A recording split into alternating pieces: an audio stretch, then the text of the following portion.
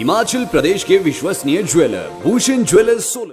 इस वक्त हिमाचल प्रदेश में कोरोना वायरस के केसेस में थोड़ा सा इम्प्रूवमेंट आई है। पिछले 2 दिन से हमारे पास कोई भी पॉजिटिव केसेस नहीं आए।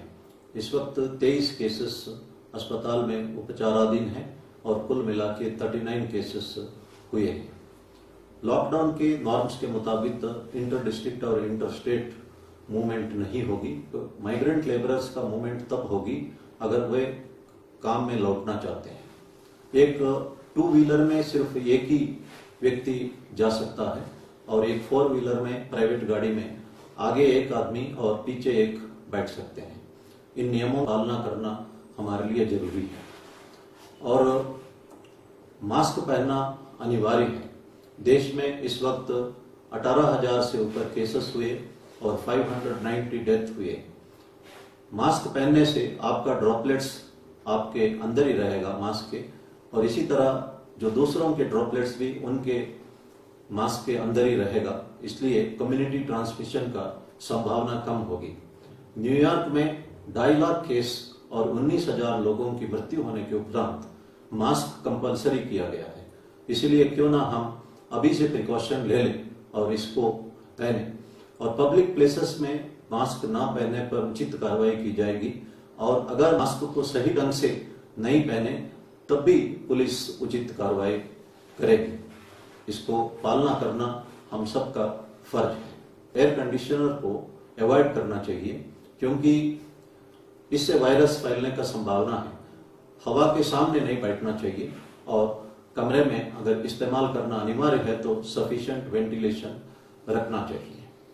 हमारा जो हेल्पलाइन नंबर है 112 नंबर, और इसमें डायल करके एक नंबर दबाने से कंट्रोल रूम कनेक्ट हो जाता है। आपकी कोई भी समस्या अगर होर्डिंग के बारे में, ब्लैक मार्केटिंग के बारे में हो या अन्य शिकायत हो, आप पुलिस को सूचना दे सकते हैं और ये 24 घंटा इसका सर्विस चला हुआ है।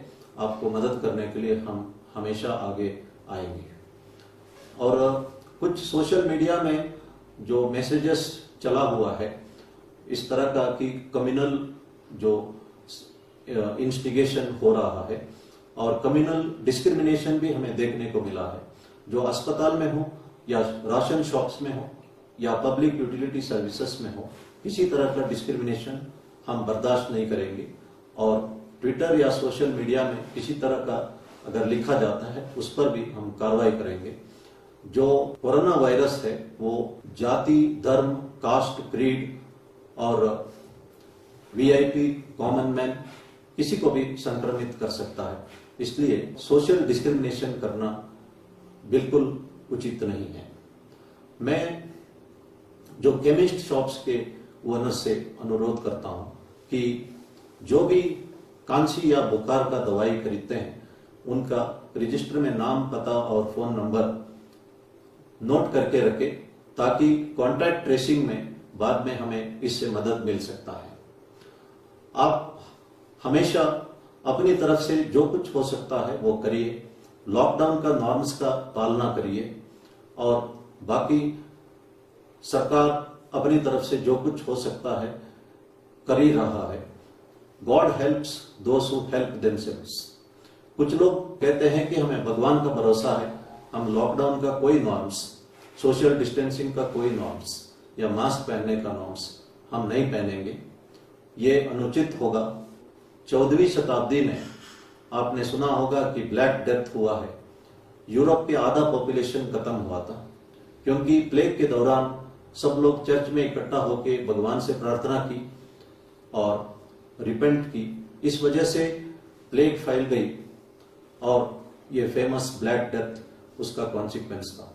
आज विज्ञान, मेडिसिन और इंफॉर्मेशन बहुत आगे है। इसका हमें सदुपयोग करना चाहिए। जो कुछ निजामुद्दीन के मरकज में हुआ वो संतोषजनक नहीं है। इसी तरह जो ईरान में कोम शहर में लोग एक दरगाह में चले गए और वहां का दीवारों में किस करने लगे ताकि वो कोरोना वायरस से दूर रह सके, लेकिन इससे कोरोना वायरस वहां स्प्रेड हो गया। 85,000 केसेस हुए और 5,000 से ज्यादा लोग शिकार हुए, 2 मेंबर पार्लियामेंट भी शिकार हुए और उस दरगाह को बंद करना पड़ा। इसलिए हमारे को जो कहा गया है उसका पालना करें। एक छोटी सी कहानी मैं कहना चाहता हूं कि एक गांव में फ्लड आता है और सरकार ने आदेश दिया गांव खाली करने का। एक घर में 3 लोग बैठे रहे। जब पानी लेवल बढ़ गया, सरकार ने बोट भेजा। उनमें से 2 लोग बोट में बैठ गए। एक आदमी ने कहा कि मुझे भगवान पर पूर्ण भरोसा है और मैं बोट पे नहीं बैठूंगा। और पानी लेवल बढ़ गया। जब वो छत पे खड़ा हो गया तो सरकार ने हेलीकॉप्टर भेजा। उसने कहा कि मैं हेलीकॉप्टर में नहीं बैठूंगा, मुझे भगवान पर पूर्ण भरोसा है। उनका मृत्यु होती है और दूसरे दुनिया में भगवान से पूछता है कि मैं आपसे पूर्ण भरोसा रखा कि मेरे को क्यों नहीं बचाया।